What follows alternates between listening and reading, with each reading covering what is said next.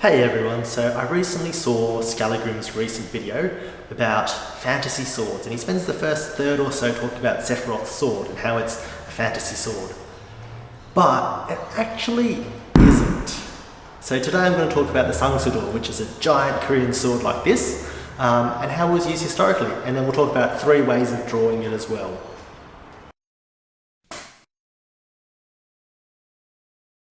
So if you don't know the channel, then I'm Bug. I run the Just a Bug channel, and I also run the Sydney Korean Historic Fencing School, which is a Korean historic fencing school. And it's essentially Korean HEMA. So we look at source materials and we try and recreate the forms, and we spar with them. And my particular interest is in big swords. So in Korean they call them jangdo, literally long swords. And so that would be anything with a blade length over 80 centimeters. And in the Korean text, there are 2 swords that fall into this category. One is the jeolkum, which is my main style, and you'll see plenty of that on my channel. And the other one is this sword here, the Ssangsudo, which is literally 2-handed sword. And so they range from about 1.7 to about 210 centimeters. 1.7 meters to 2.1 meters. So this one here is 175 centimeters, and as you can see, it's a fairly big sword. Now, Skallagrim talks about how you need immense strength to use this and how it's so unwieldy and heavy. They're really not. This here, then it weighs about 1.6 kilos. It's a touch on the light side, but if you look at the measurements listed in the historic manual, then it's for a 1.8 meter long sword and it weighs about 1.8 kilos. And if you look at Zweihanders in Germany, Montante in Spain, they're actually fairly wieldable, and this is quite the same. Now, I'm not the biggest person, but 1.8 kilo sword, even at this length, is not particularly hard to wield, as long as you don't try and stop the momentum, because that's fairly hard to do.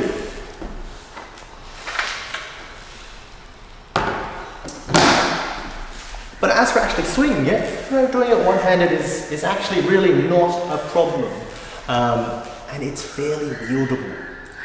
The other thing that he talked about was the flex, and this one doesn't have the traditional blade collar. So in Korea, then they talk about having a blade collar that's 1 foot, so about 30 centimeter long habaki. And what that does is it helps to stiffen the blade higher up, and it also gives you a place so that you can overgrip it, quite like the Zweihanders in Germany. I couldn't afford one having that because it would have cost me an arm and a leg, so I've got one that doesn't have it, and it is a little bit floppy. But it's usable. It's usable. It's not stupidly floppy like Skallagrim shows off in his one. So let's talk about where this came from. So as with most big single-edged curved swords, then you would think it came from Japan, and you would be right. So initially, then the East Asian continent came across the Ssangsudo from Japanese pirates called war pirates invading the south of China. And there was a general called General Guang in China, and he saw that they used this sword really, really well. And so he tried to steal the form, and he managed to get his hands on one of their scrolls of their techniques from a school called Kageryu. And as for a pirate's weapon, this is fantastic. If you've got one person with a giant sword like this on top of a ship deck, making circles and area controlling, people are going to have a really hard time to board that ship. And it's a really good area denial weapon just in general. So Guang then took that manual and he tried to recreate the techniques based on what he saw the war pirates doing. And then after he'd come up with that, then that made its way through to Korea in the 1500s and became known as the Ssangsudo manual, so the 2-handed sword manual. So it kind of goes to show that Zweihanders are called Zweihanders everywhere you go. So this is actually not a fantasy weapon, it's a historic weapon with a historic manual so that you can learn the techniques yourself. And that's what I'm doing at the moment. So I'm working on my own interpretation. This video was a little bit fast-tracked by Skallagrim's video because I was planning on making a video about it once when I was happy with the interpretation, which will probably be in maybe a year or 2.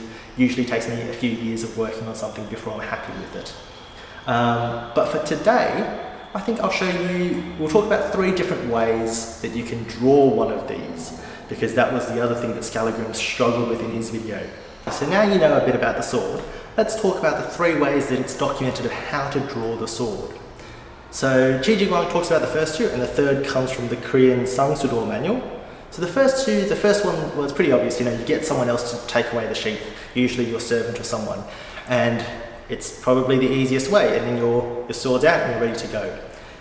The issue comes across when you don't have a servant around, or it's an emergency and you're under attack. So Chijigwang in his Chinese manual talks about the second way, which is if there are 2 of you with the Ssangsudo, then you both take away each other's sheaths, and then you've both drawn your swords and you're ready to go. What happens if you're by yourself?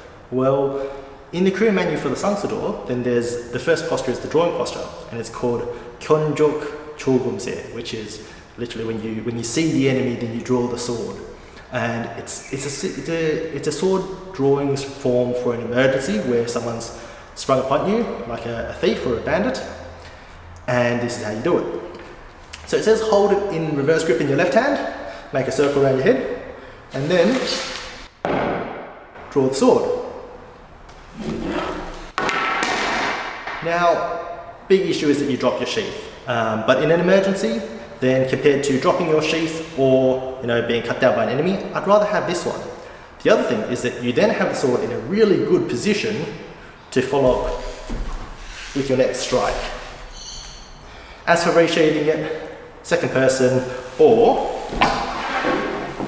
hold out as far as you can, tip the tip in,